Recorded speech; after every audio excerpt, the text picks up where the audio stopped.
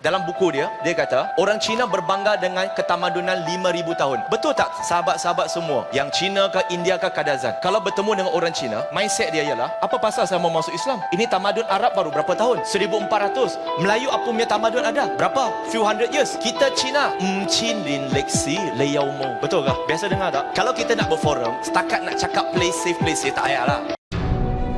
Persepsi masyarakat Cina terhadap Islam sebenarnya lebih banyak dibentuk dari segi kecenderungan politik mereka berbanding dengan berpandukan apa yang mereka kaji melalui Al-Quran dan Sunnah.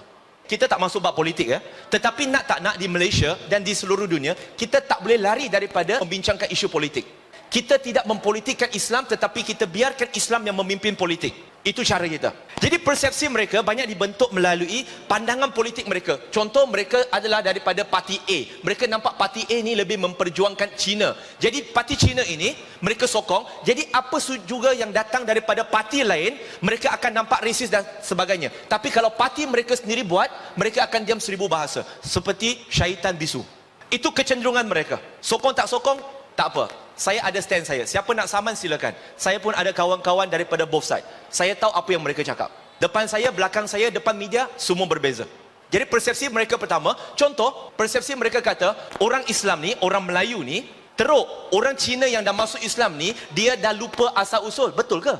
Tak betul. Tapi mereka baca mantra itu seperti itu adalah kitab suci. Seperti benda itu adalah betul. Tak apa. Kita gunakan logik yang sama. Kalau dia kata, ada orang Melayu yang teruk, maka dia hantam Islam. Ada orang Islam yang teruk, maka dia hantam Islam. Soalan saya nak tanya, adakah penganut agama lain semuanya malaikat? Tak ada yang tak betul? Tak juga. Kenapa tak hantam? Kenapa hanya hantam Islam saja? Itu sesuatu logik yang tak boleh pakai. Kita tak nafikan ada orang Melayu yang tak baik. Tapi ada juga Cina, India dan bangsa lain dan agama lain yang tak baik. Yang rasuah, orang Islam pun ada. Walaupun tak sepatutnya buat. Tetapi orang Cina, India yang agama lain tak ada kah? Maksud saya, persepsi mereka banyak dibentuk melalui bias mereka. Yang kedua, orang Cina, persepsi mereka terhadap Islam adalah mereka sangat berbangga dengan ketamadunan mereka. Ada sesuatu yang ditulis oleh Yi Lingqing dalam buku dia The Chinese Dilemma. Saya percaya majoriti Cina yang ada kat Malaysia tak pernah baca buku tu. Siapa pernah baca The Chinese Dilemma? Tak ada.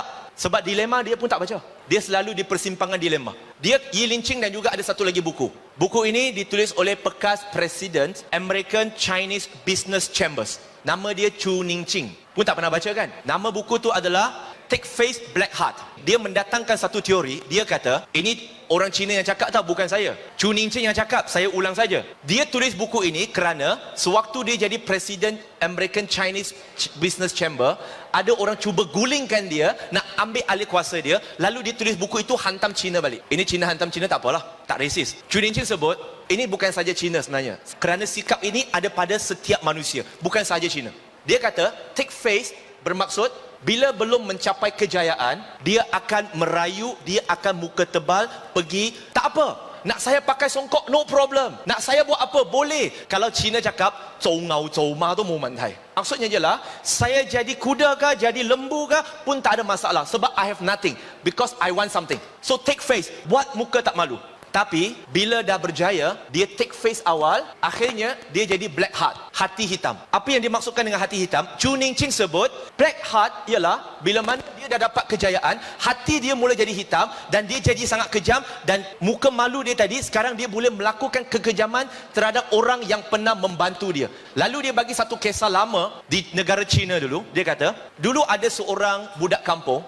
Sebab antara profession yang paling best di negara China dulu ialah menjadi sarjana di istana. Dan kampung itu tak ada sarjana. Jadi, mak bapak kepada budak ni, dia nak anak dia masuk sarjana, lalu mak bapak dia dengan budak itu sekali, dia pergi merayu orang kampung, tolonglah, tolong, sokong anak saya belajar, supaya kampung kita boleh berbangga dengan dia, tolonglah, tolonglah, tolonglah. Memang muka tebal. Selepas itu, dia melalui peperiksaan, ujian, dan dia lulus, dan dia masuk ke istana jadi sarjana. Lepas itu, apa dia buat? Dia balik ke kampung, dia buat kenduri macam kenduri doa selamat lah. Nak berterima kasih kepada penduduk kampung dia. Bila dah buat kenduri, esoknya dalam kampung itu hanya seorang saja lagi yang masih hidup, iaitu dia. Yang lain-lain termasuk mak bapak dia semua dah dibunuh. Dia bawakan cerita ini, dia kata, tujuan si sarjana ini membunuh semua penduduk kampung dia supaya tak ada siapa yang boleh menceritakan dan membocorkan latar belakang dia dia sebelum dia jadi sarjana, how he is. So dia jadi black heart. Baik, Yi Lingqing sebut dalam buku dia, dia kata orang Cina berbangga dengan ketamadunan 5,000 tahun. Betul tak sahabat-sahabat semua, yang Cina ke India ke Kadazan, kalau bertemu dengan orang Cina, mindset dia ialah, apa pasal saya mau masuk Islam? Ini tamadun Arab baru berapa tahun? 1400.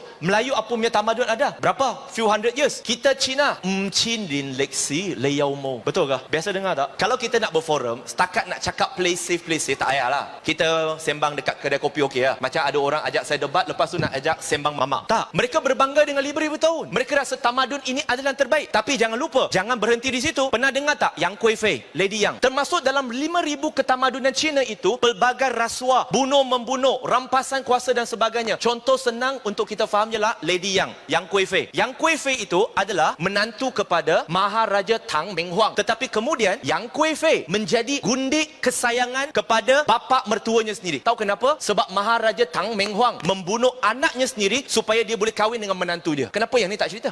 Dia sangat berbangga dengan 5,000 tahun. Terlalu berbangga sehingga mereka nampak Islam ni tak baik dan sebagainya. Wallahu a'lam. Terima kasih Brother Firdaus Wong.